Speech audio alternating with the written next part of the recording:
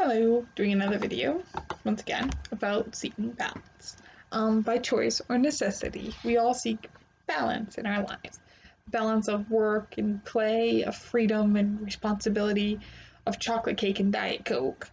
Even our bodies seek balance, compensating for changing conditions to keep temperature, blood sugar, and dozens of other characteristics stable. Balance means health. So the point? Finding balance is a lifetime project.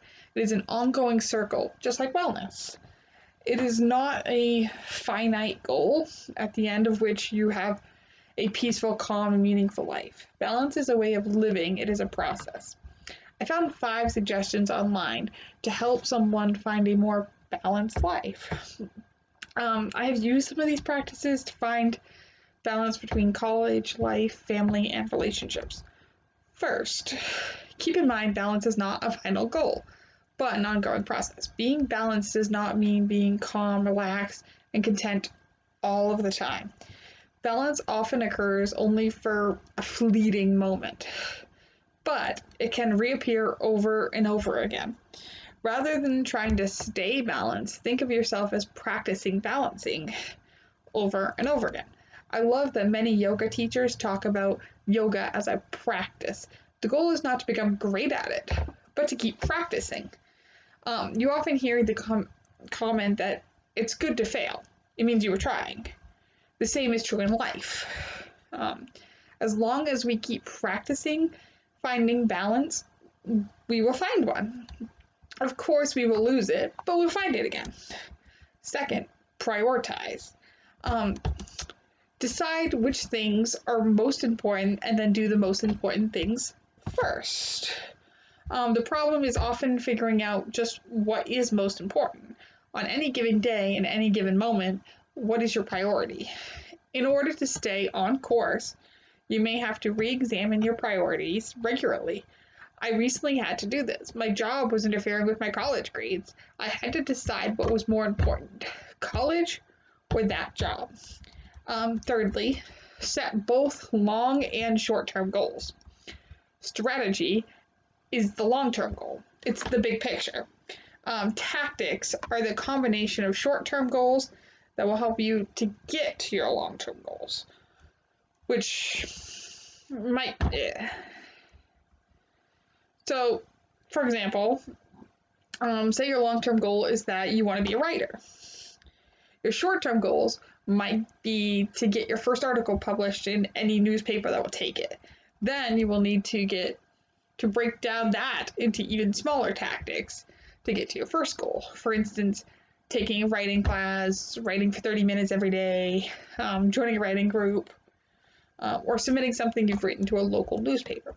Fourth, be specific. It's more useful to say, I'm going to spend an hour alone with each child sometime this week than to say, I'm going to have quality time with my children. Quality time is a great concept, but it's very vague. And since it's so vague, it's hard to know whether or not you've accomplished that goal, which makes it hard to feel in balance. The same is true if you say that you're going to eat healthy or exercise more. Set something specific, like I will exercise for 20 minutes 3 times a day. And finally, fifth, remember that it's often easier to find balance with another person. Imagine a balancing act that involves not only individual strength, but interactive support. The key word here is interactive. If you're bearing all the weight, you can't get balanced. But if you're not carrying your share, you won't get balanced either. What's most important is not how much weight one person carries at any given time, but how you interact with one another, drawing from and giving energy to each other. That's balance. I have never had this kind of balance with other relationships. I feel like they tried to take on too much of my problems without letting me help balance them out. So I wasn't balanced and they weren't balanced. It was not a good situation. But with my current relationship, we balance each other out without overloading the other person.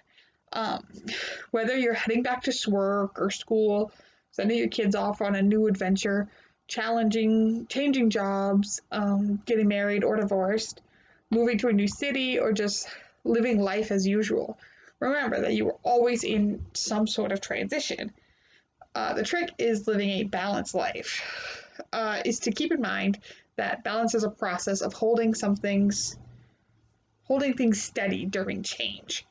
Um, as we all know, what's going on right now, a lot of people are out of work, out of school. There's a lot of change going on. So it may be even more difficult to seek balance because that aspect's not there anymore. Um, your work life's not there anymore. Your college life isn't there anymore. But not, but doing nothing can, for some people, get you a little stir crazy. Um, and still, you have to find balance within yourself. So even when you don't have work or something like that, it's still all about seeking and maintaining balance.